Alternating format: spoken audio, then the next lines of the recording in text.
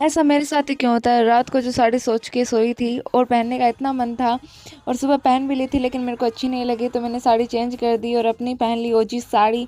और उसके बाद रेडी वेडी होके गई थी मैं आज अपने एक स्टूडेंट के घर।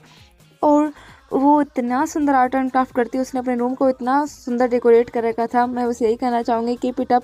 और ज़िंदगी में किसी महान पुरुष ने कहा था कि आप ज़िंदगी में आगे जाकर ऊंचाइयाँ छूओगे। मुझे नहीं पता था वो ऊंचाइयाँ ऐसी होगी, और जब ऊंचाइयाँ छूने गए तो घुटनों ने कहा तुम नीचे ही ठीक थी। गजब बेइज्जती है।